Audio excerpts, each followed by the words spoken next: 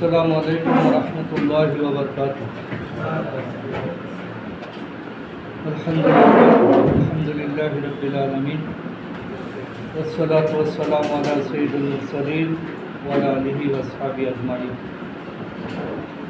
বাংলাদেশ জামাত ইসলামী সুন্নতি ইউনিয়ন শাখা কর্তৃক আয়োজিত আজকের এই কর্মী শিক্ষা বৈঠকের সম্মানিত সভাপতি, পরিচালক এবং প্রিয় দ্বীনী ভাইসহ, আমরা আল্লাহ সুবহানাহু ওয়া তাআলার দরবারে শুকরিয়া আদায় করি।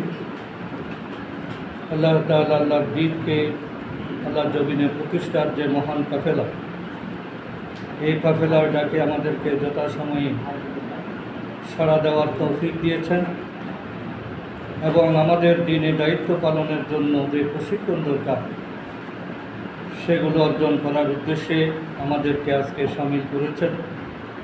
আমরা সবাই করে আলহামদুলিল্লাহ। আমার আলোচনার বিষয় আপনাদের সামনে দেওয়া হয়েছে দাওয়াতি কাজের কৌশল বা পদ্ধতি। দাওয়াতি কাজ কেন, কিভাবে, দাওয়াতি কাজের গুরুত্ব, প্রয়োজনীয়তা, নবীদের দাওয়াতি কাজের যে ঐতিহাসিক ঘটনাগুলি, প্রত্যেকটা বিষয় অনেক বিস্তৃত এবং বিস্তীর্ণ। শুধু দাওয়াত কি এটা বোঝার জন্য অনেক বিষয় আলোচনা নাই দরকার, যেহেতু আমার সময় সংক্ষিপ্ত, এই জন্য আমি সরাসরি আমার মূল বিষয়ে চলে যাচ্ছি। দাওয়াত মানে হলো সহজ কথায় আহ্বান করা, আমাদের দৃষ্টিভঙ্গিতে মানুষকে আল্লাহর গোলাম বানানো। আল্লাহ তাআলা যে উদ্দেশ্যে আমাদেরকে পাঠিয়েছেন সেই উদ্দেশ্যের দিকে মানুষকে ধাবিত করা, এটাই হলো আমাদের দাওয়াতের লক্ষ্য এবং কর্মসূচি। আল্লাহর জমিনে আল্লাহর দ্বীন প্রতিষ্ঠার মাধ্যমে মানুষকে প্রকৃত আল্লাহর গোলাম বানানো, এটাই হলো আমাদের দাওয়াতি কাজের মূল লক্ষ্য। এই কাজটা শুনতে যত সহজ মনে হয়, বাস্তবতা হলো সবচেয়ে কঠিন কাজ হলো দাওয়াতি কাজ, যেটা করতে গিয়ে আল্লাহর নবীগণ পর্যন্ত মাঝে মধ্যে অস্থিরতা প্রকাশ করেছেন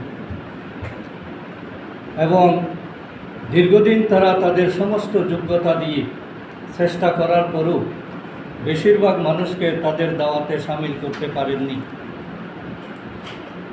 সেই একই কাজ আল্লাহ রসুলের অবর্তমানে আমাদের উপর অর্পিত হয়েছে। সুতরাং এটি সহজ কোনো কাজ নয় এবং এর জন্য হিকমা, কৌশল, পদ্ধতি, প্র্যাকটিস, স্ট্র্যাটেজি এগুলো অতীব প্রয়োজনীয়। সহজ কাজও কঠিন হয়ে যায় যদি আমরা কৌশল অবলম্বন করতে না পারি। কৌশল মানে হলো সায়েন্স, বিজ্ঞান। যে কোনো কিছু আপনি বিজ্ঞানসম্মতভাবে করলে কাজটা সহজে আদায় হয়। এই জন্য দাওয়াতি কাজ যারা করবেন তারা এক একটা বিজ্ঞানী, তারা হলেন মানব চিকিৎসক। মানুষের মনের চিকিৎসা যারা করতে পারেন তারাই কিন্তু দাওয়াতি কাজে সফল হন।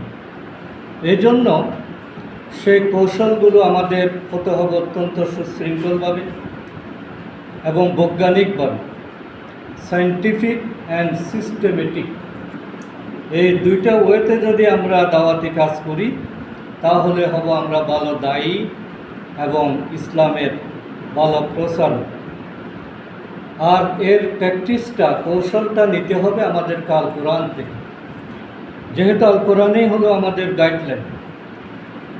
আমরা নিজস্বভাবে যদি কোনো কৌশল ঠিক করি সেটাও ওই আল কোরআনের মৌলিক নীতিমালার সাথে সম্পর্ক রেখে, একেবারে আল কোরআনের মৌলিকত্ব বাদ দিয়ে নিজস্ব কোনো প্র্যাকটিস, এটা সাময়িক সফলতা দিলেও আলটিমেটলি এটা দায়ীর বৈশিষ্ট্য নয় এবং এই সফলতা স্থায়ী হবে না।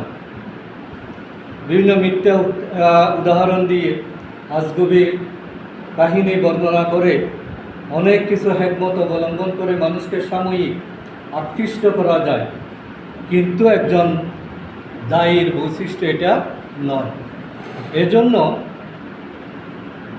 আমি কয়েকটা পয়েন্টে আপনাদের সামনে আজকে কোরআন থেকেই উদ্ধৃতি দেব ইনশাআল্লাহ। আল্লাহ তাআলা আমাদেরকে বলেছেন সূরা নাহলের 125 নম্বর আয়াত।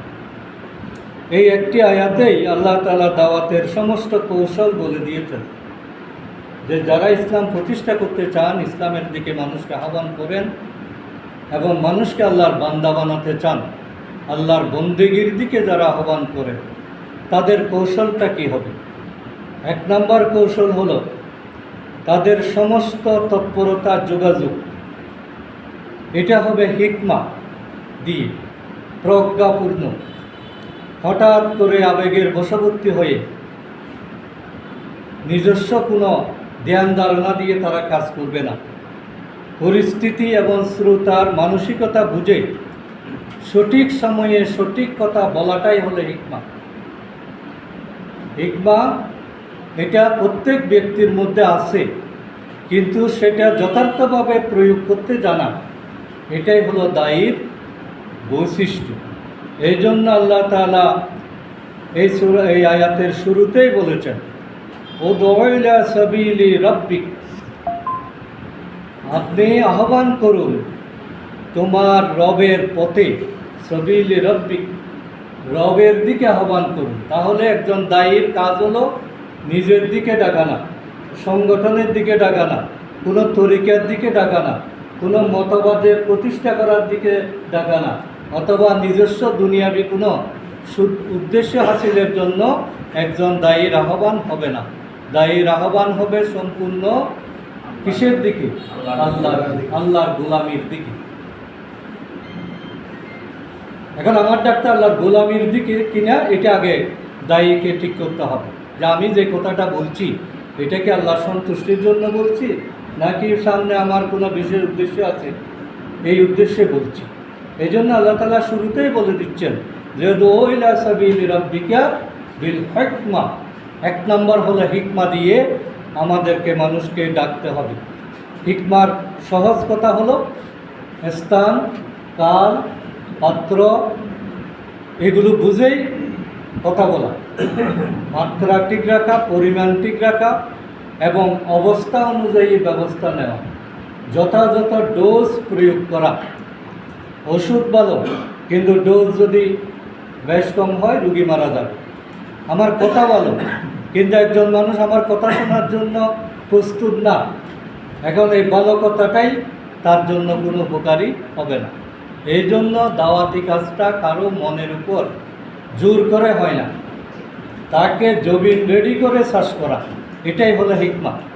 আপনি যে কথাটা বলবেন ওই লোকটা ওই কথা শুনতে এখন আগ্রহী কিনা, তার রুচি এখন আমার পক্ষে কিনা, সে আমার প্রতি অ্যাটেনশন আছে কিনা, এটা বুঝে কথা বলা, এটার নামই হলো হিকমা। তাইলে দাওয়াত দানকারীর 1 নম্বর কৌশল হবে, আমি যে কথাটা বলছি এটা কি পরিস্থিতি আলোকে এবং যথার্থ সময়ে, যথার্থ পদ্ধতিতে, যথার্থ কথাটা আমি উপস্থাপন করছি কিনা। সব সময় সব কথা গুরুত্বপূর্ণ নয়, যে সময়ে যে কথাটা ওই মানের লোকেরকে আকৃষ্ট করবে, সেটাই হলো দাওয়াতের কৌশল এবং এটাই হলো হিকমা।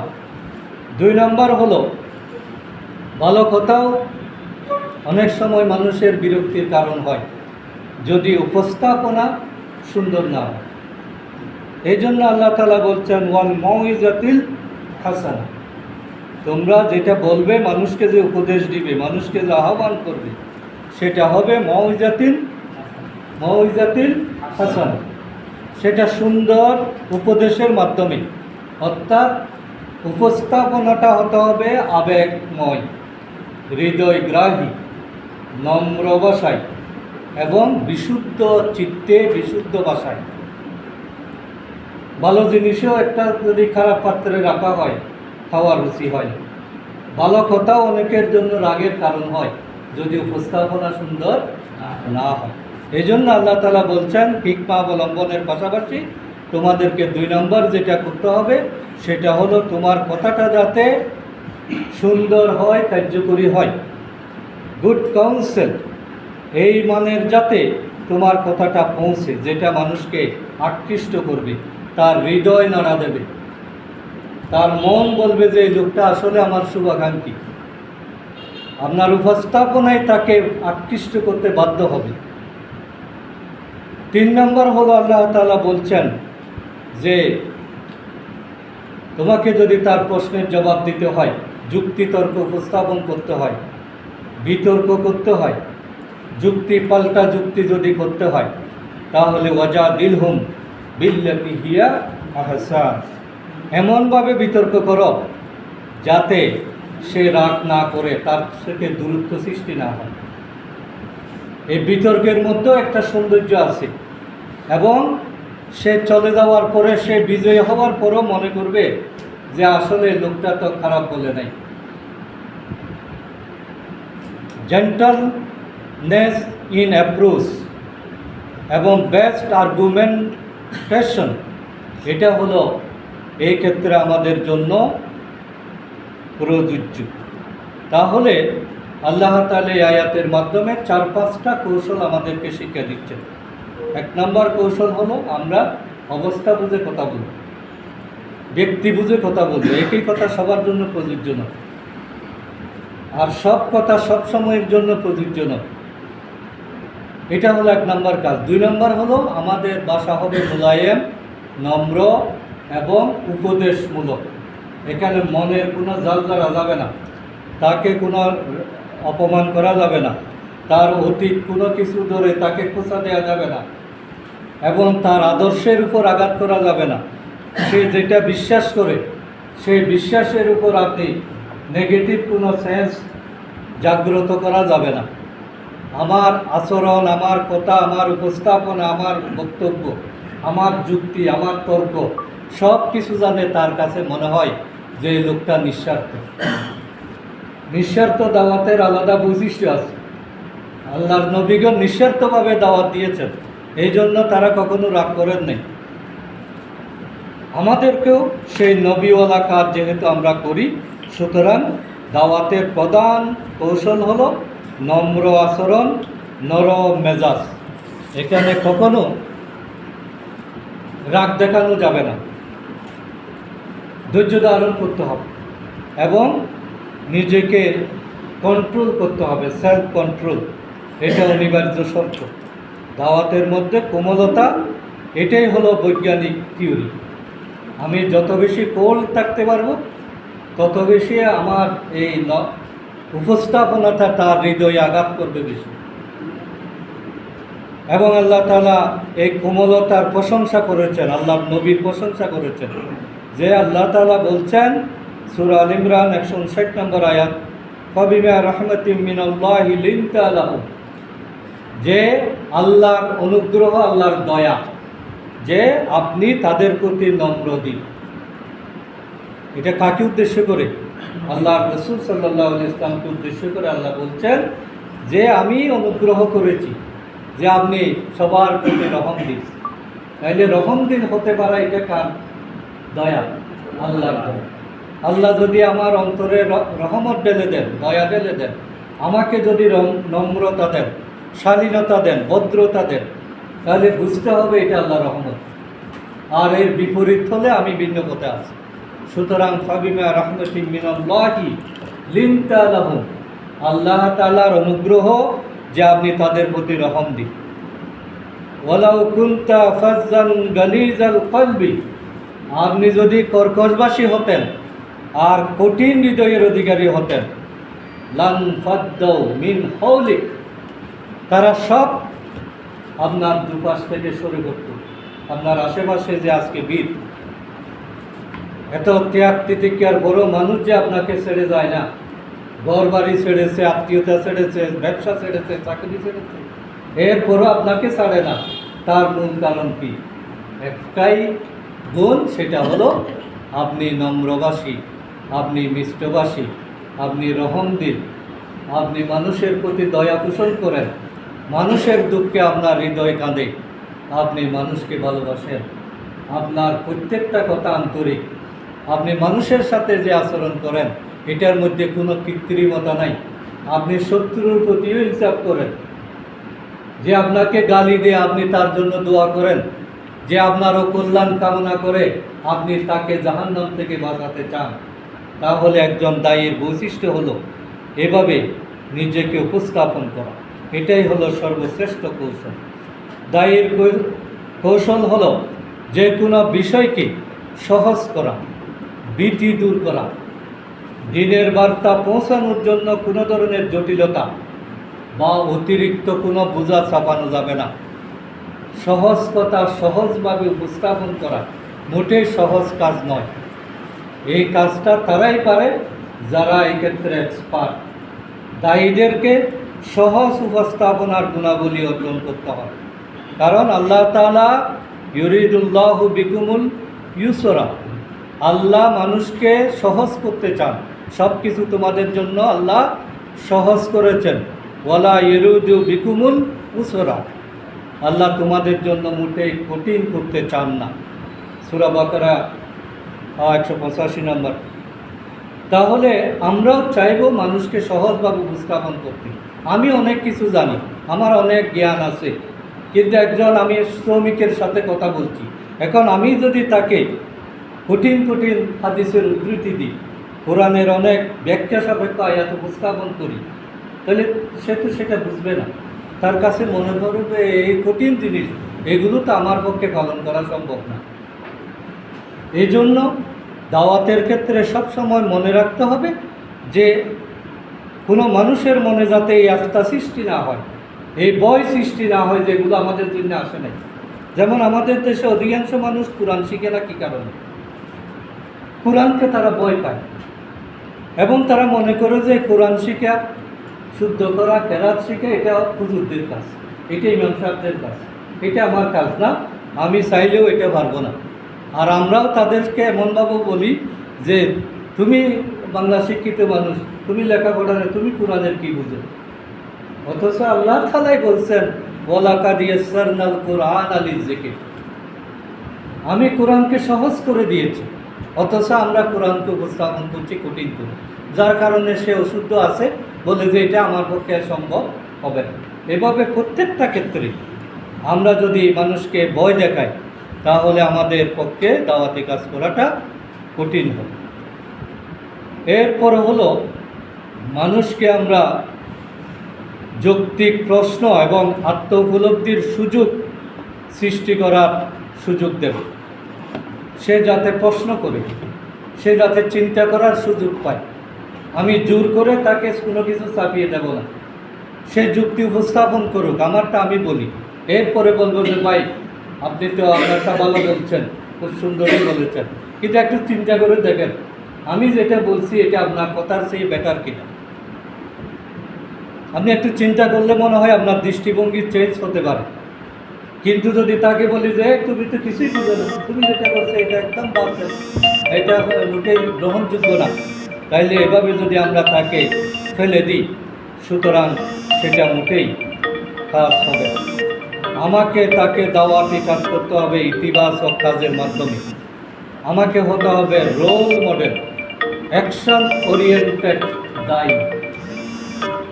মানুষ কি কথা শুনে না মানুষকে দেখে? মানুষকে দেখেই মানুষ দাওয়াতের প্রতি আকৃষ্ট হয়। রাসূল সাল্লাল্লাহু আলাইহি সাল্লাম যখন দাওয়াত দিলেন, তখন তো কোরআন নাজিলের সূচনা মাত্র।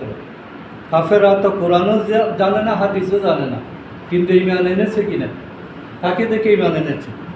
আল্লাহ রাসূল সাল্লাল্লাহু আলাইহি সাল্লামের জীবনকে দেখে, তার আচরণ দেখে, তার লেনদেন দেখে, তার ব্যবহার দেখে, তার ইবাদত দেখে তারা ঈমান এনেছে। তাহলে একজন দায়ীর জন্য এটা হলো সবচেয়ে গুরুত্বপূর্ণ বিষয়, যে সে মানুষকে এমনভাবে নিজেকে উপস্থাপন করবে যে মানুষ মনে করবে এটাই ইসলাম। আমার নামাজ দেখে আরেকজনের নামাজের প্রতি আগ্রহ সৃষ্টি হতে হবে, আমার ইবাদত দেখে আরেকজনের ইবাদতের আগ্রহ সৃষ্টি হতে হবে, আমার লেনদেন দেখে মানুষ বুঝবে যে ইসলামের লেনদেন এরকম, আমার উপস্থাপনা দেখে আরেকজন বুঝবে যে মানুষ ইসলাম আসলে এভাবেই কথা বলতে শেখায়।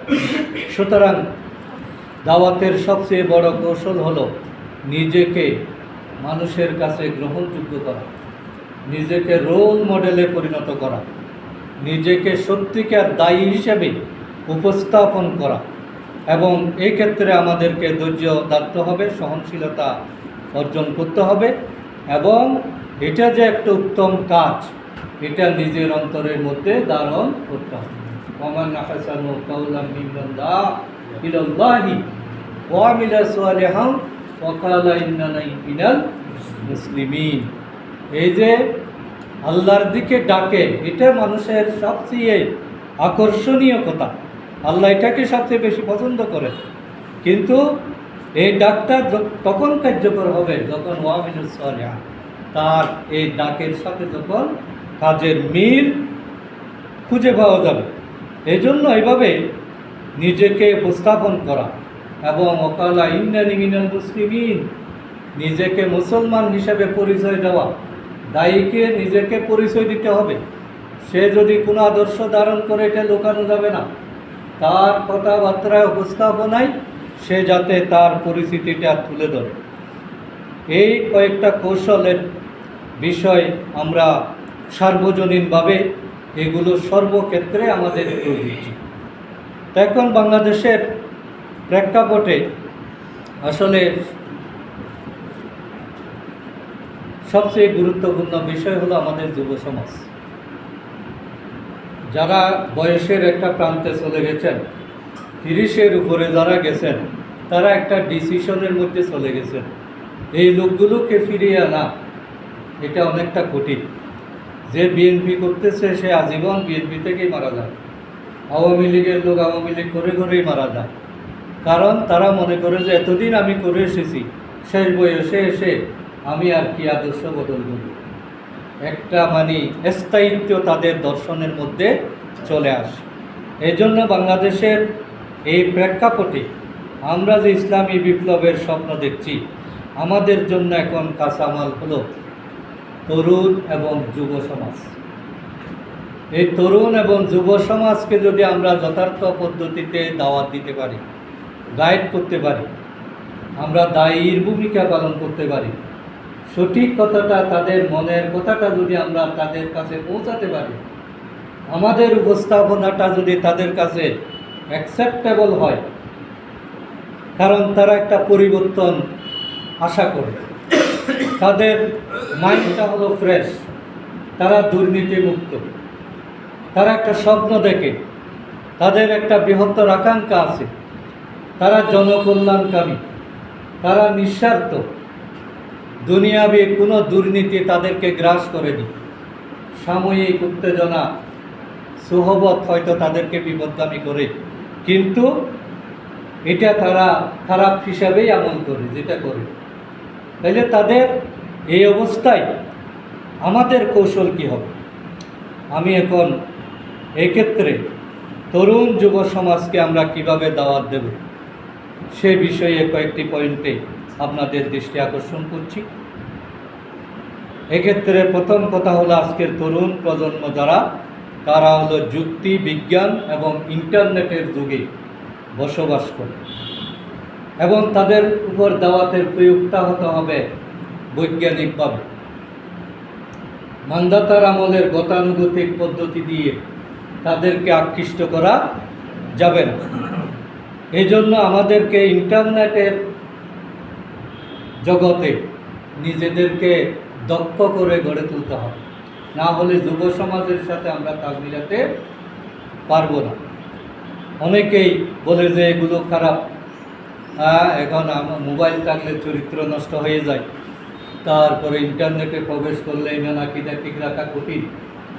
তো এই কথা বলে এগুলোর ব্যাপারে যদি আমরা দূরে সরে থাকি, তাহলে আমরা কিন্তু যুব সমাজকে আমাদের কাছে টানতে পারবো না।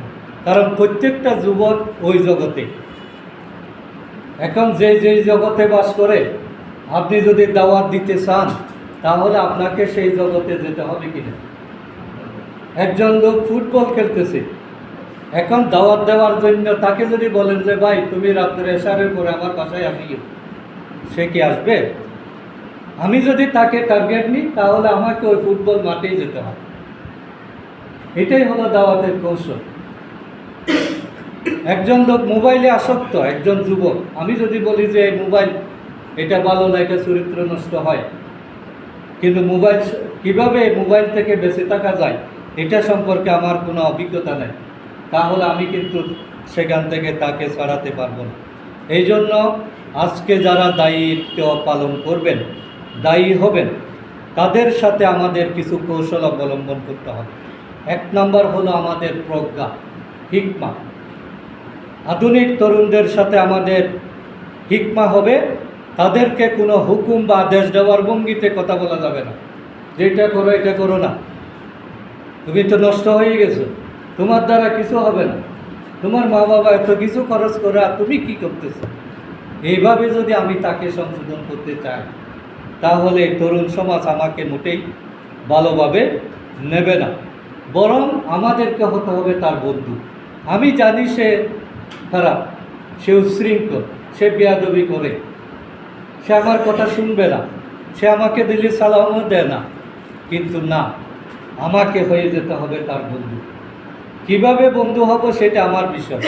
আমি যদি তার বন্ধু হতে পারি, তার কাছে আন্তরিক মানুষ হতে পারি, তাহলে আমার পক্ষে তার কাছে দাওয়াত পৌঁছানো সম্ভব।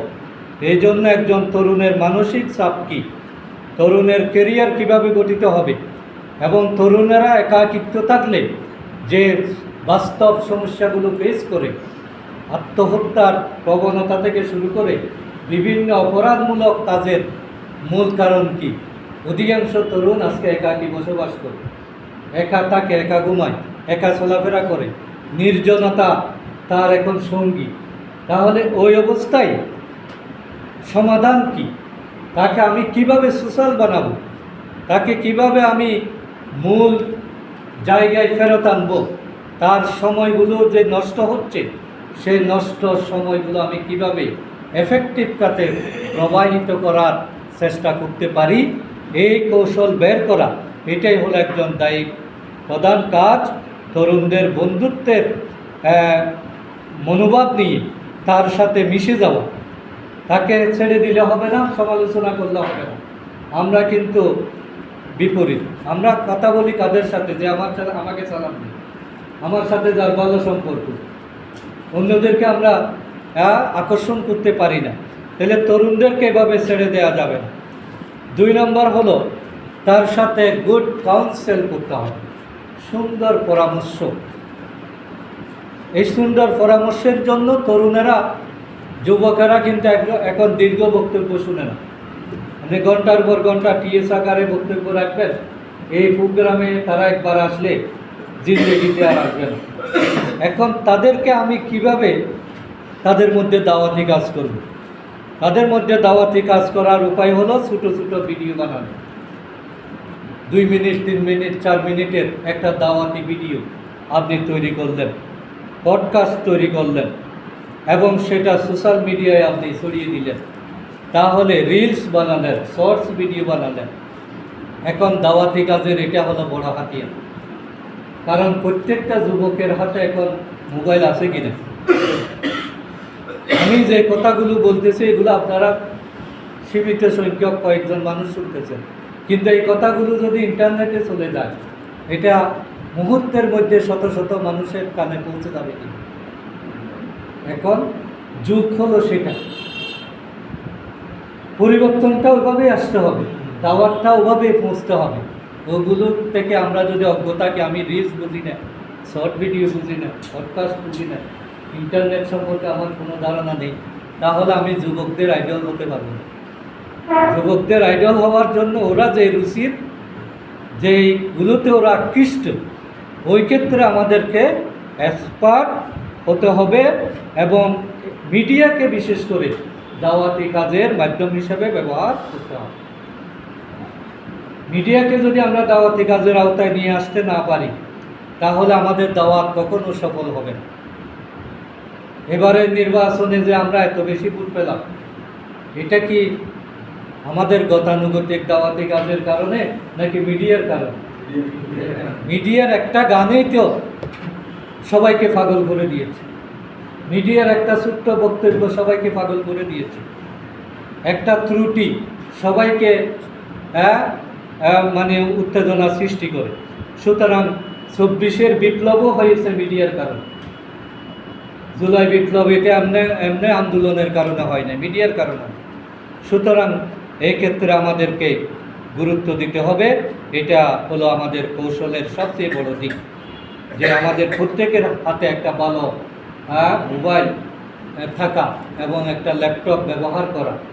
আজকে আমি এটা নিয়ে আসছি যে এটাও একটা কৌশলের অংশ।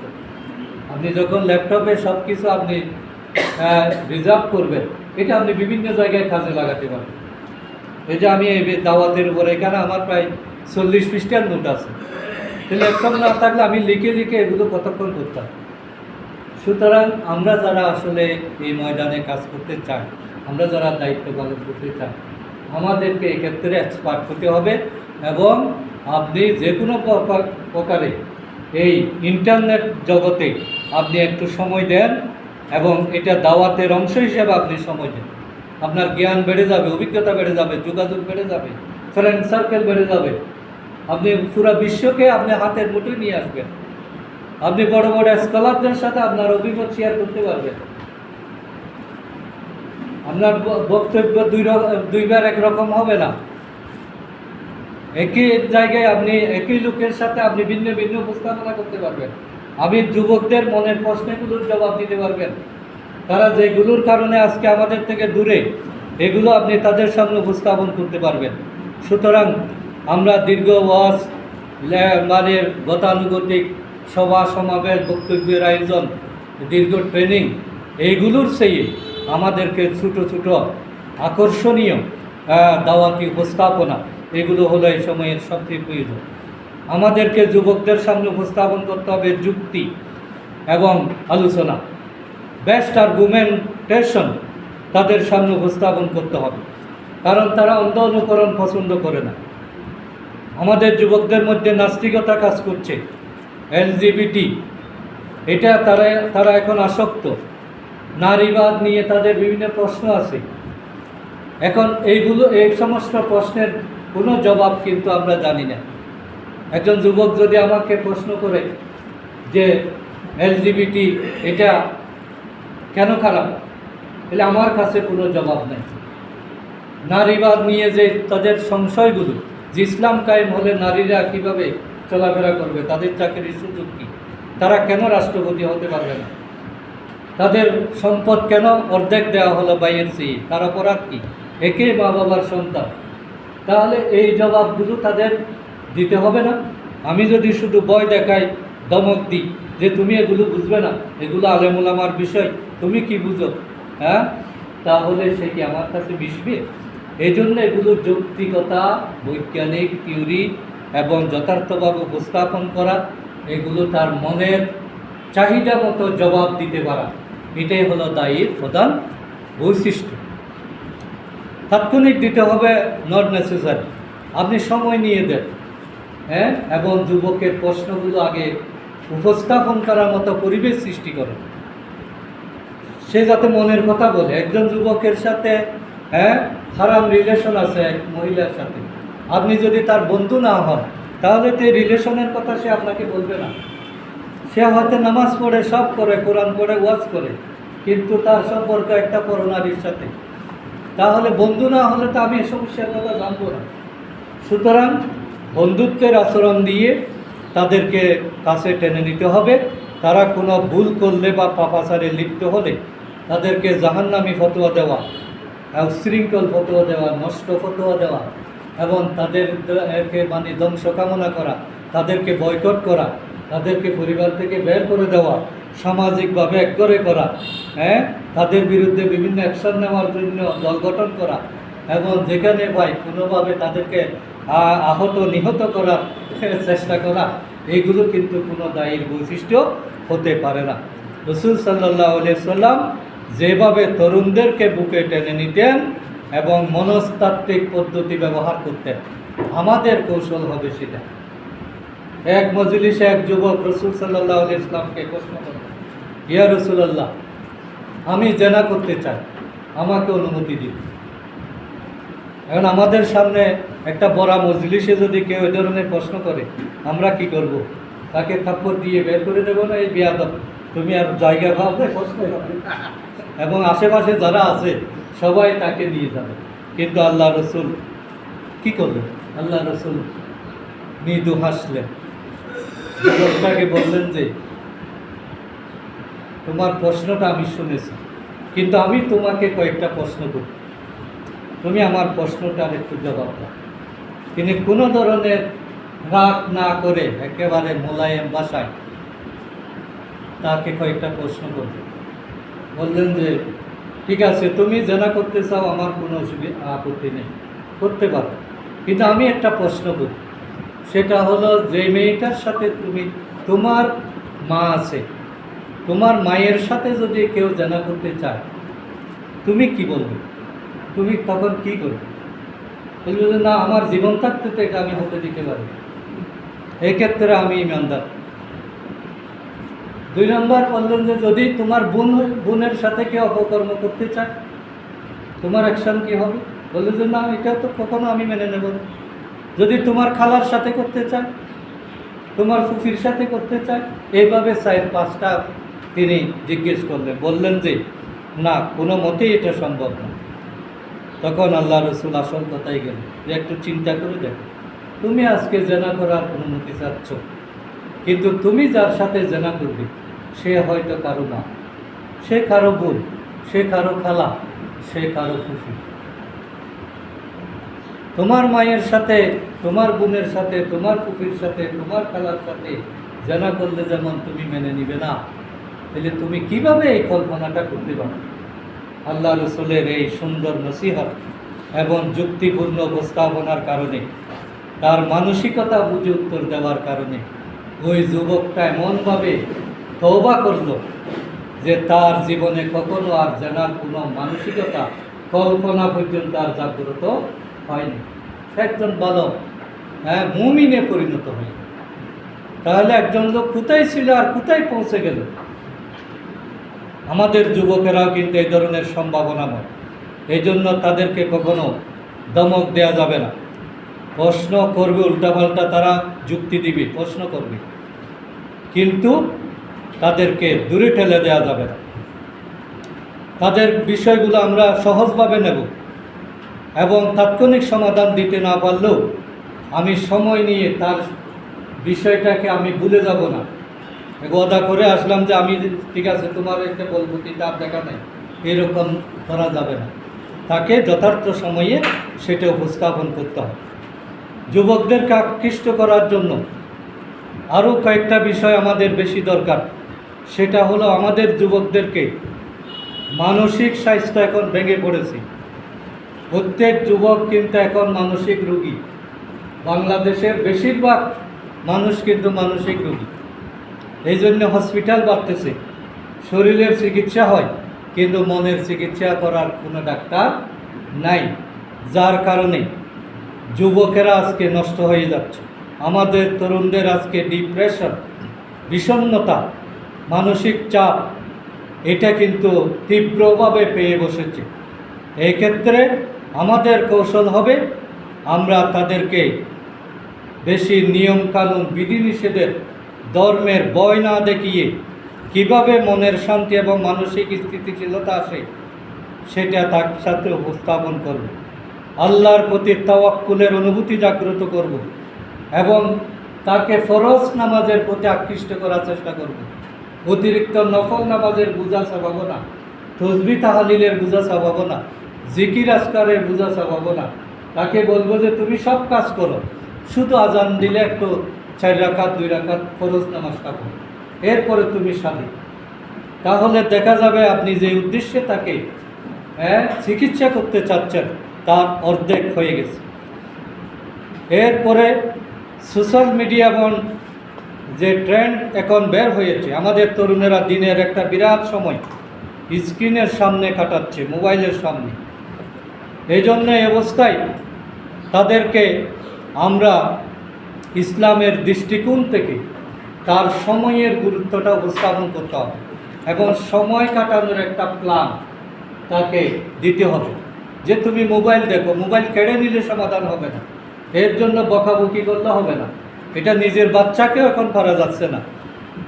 এই জন্য ওই অবস্থায় তাকে বিকল্প দেওয়া, মোবাইলের সময়টা যাতে কমে আসে, তাকে পজিটিভ কোনো কাজ দেওয়া, বই পড়ানোর প্রতি উৎসাহিত করা, খেলাধুলার প্রতি আকৃষ্ট করা, অথবা সামাজিক কোনো কর্মকাণ্ডে তাকে সম্পৃক্ত করা, তাকে সুহবত দেওয়া, তাকে কোথাও বেড়াতে নিয়ে যাওয়া, তাকে কোনো অনুষ্ঠান উপস্থাপনের দায়িত্ব দেওয়া।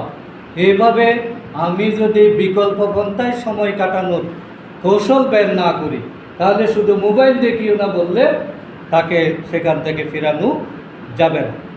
এবং তার জন্য নিরাপদ বিচারহীন যে পরিবেশ আজকে সৃষ্টি হয়েছে, এখান থেকে তাকে বের করে আনতে হবে।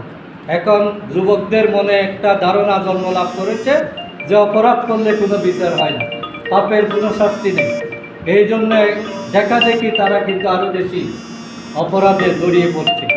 এক্ষেত্রে আমাদেরকে তাদের যে মাদকতা এবং বিভিন্ন অপরাধ করার যেটা বিভিন্ন ওষুধ তারা সেবন করে, যৌন উত্তেজক ওষুধ, এইগুলো থেকে আমরা যাতে তাদেরকে হেফাজত করতে পারি, এই জন্য তাদের জন্য অনলাইন ফোরাম তৈরি করা, ইয়াং মুসলিম ক্যাফে তৈরি করা এবং তাদের জন্য বিকল্প আড্ডার জায়গা উপস্থাপন করা, যেখানে ভালো আড্ডা হবে, যেখানে যুক্তিভিত্তিক আলোচনা হবে, যেখানে বিতর্ক অনুষ্ঠান হবে, এই জাতীয় প্রোগ্রাম তাদের সামনে উপস্থাপন করতে হবে।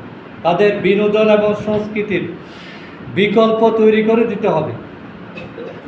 যেটা আমরা বললাম, শুধু হারাম হালাল, এটা হারাম এটা হালাল এটা বললে হবে না, হালাল পন্থার ব্যবস্থা তাদেরকে করতে হবে। শিক্ষামূলক trip, Islamic sports club, creative art, calligraphy competition, তারপরে গেমিং টুর্নামেন্ট, যেগুলোর মধ্যে মানে হারাম আসবে না, এইভাবে তাদেরকে উপস্থাপন করতে হবে।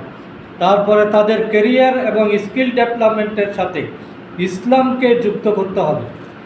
ইসলাম যে তাদের প্রতিদ্বন্দ্বী নয়, ইসলাম পালন করলে যে তারা দুনিয়ার কোনো ক্ষেত্রে ক্ষতিগ্রস্ত হবে না, সে যে মর্যাদা নিয়ে গড়ে উঠতে পারবে, এটা তাকে বোঝাতে হবে। এখন ইসলামকে আমরা প্রতিপক্ষ হিসেবে, যে এটা মানে সব কিছুতে নিষেধ, এই নিষেধের কারণে ইসলামকে তারা শত্রু ভাবে। এই জন্য তাকে লিডারশিপ, কঠোর পরিশ্রমের ব্যাপারে ইসলামের যেটা প্রোডাক্টিভ মুসলিম কনসেপ্ট আছে, এটা পরিকল্পিতভাবে উপস্থাপন করতে হবে। এই ক্ষেত্রে স্কলারদের সহযোগিতা নিয়ে ইসলাম পালন করলে যে দুনিয়াতে উন্নতি করা যায়, এবং যারা আজকে ইসলামিক স্কলার আছে দুনিয়ার দিক দিয়ে যে তারা সফল, এই উদাহরণগুলো তাদের সামনে উপস্থাপন করতে হবে। তাদেরকে সমাজ সেবার শক্তিকে কাজে লাগানো এবং তাদের বিভিন্ন এই যে পর্নোগ্রাফি আর ডিজিটাল আসক্তি, এটা আজকে যুব সমাজকে ধ্বংস করে দিচ্ছি। এগুলো শুধু ওয়াজ নসিহতে কাজ হবে না, যেগুলো বললাম বিকল্প ট্রেন্ড, বিকল্প আয়োজন, এখান থেকে এগুলো যদি আমরা সৃষ্টি করতে না পারি সামাজিকভাবে এবং প্রাতিষ্ঠানিকভাবে, আমাদের দাওয়াতের এখন কৌশল হবে সেটা। আমরা কিন্তু গতানুগতিক মানুষের ঘরে ঘরে গিয়ে 2-4-5 জন মিলে পরিচিতি বই দিয়ে এখন দাওয়াতি কাজ এটা সফল হবে। এখন সফল হওয়ার জন্য মিডিয়া, তারপরে ইন্টারনেটের এই উপাদানগুলো এবং মনস্তত্ত্ব বুঝে যথার্থ পদ্ধতিতে ভূমিকা রাখা, এটাই করতে হবে। আজকে জাকির নায়েক যে কাজটা করছেন, একটা হিন্দু রাষ্ট্রে তিনি যে বিপ্লবটা ঘটিয়েছেন এবং এখন প্রবাসে থেকে যিনি যে কাজগুলো করতেছেন, এগুলো দাওয়াতের কৌশল, ওইখান থেকে আমাদের কৌশলগুলো নিতে হবে। সুতরাং ওই মিছিল মিটিং এইগুলো প্রয়োজন আছে, কিন্তু সীমিত পরিসরে। এখন প্রয়োজন হলো আমাদেরকে কৌশলী হবে। আমরা যত বেশি কৌশলের আশ্রয় নিতে পারবো, বাতিলের ষড়যন্ত্র তত বেশি স্তীমিত হয়ে যাবে। যুবকেরা, তরুণেরা, নতুন প্রজন্ম আমাদেরকে গ্রহণ করার জন্য প্রস্তুত। বিশেষ করে আমাদের আমিরে জামাত যে কৌশলগুলো অবলম্বন করেন, আপনারা এগুলো খেয়াল করবেন, ফলো করার চেষ্টা করবেন। এখানে অনেক মানে হিকমা তিনি নিহিত আছেন। অনেকে এগুলো না বুঝে বিভিন্ন সমালোচনা করে, কিন্তু আসলে এগুলো হলো কৌশলের এক একটা অংশ। সুতরাং আমরা যদি ভালো দায়ী হতে চাই তাহলে আমাদেরকে এই বিষয়গুলো খেয়াল রাখা দরকার। ও মুসলিমদের দাওয়াতটাও কীভাবে হবে, অনেকগুলো পয়েন্ট আছে। আমার তো সময় শেষ, আর এক সময় ইনশাআল্লাহ কোনো সুযোগ হলে আমরা বলবো। আল্লাহ তাআলা আমাদের সকলকে কবুল করুন, সত্যিকার দায়ী হিসেবে নিজেদেরকে উপস্থাপন করার তৌফিক দান করুন। আসসালামু আলাইকুম ওয়া রাহমাতুল্লাহ।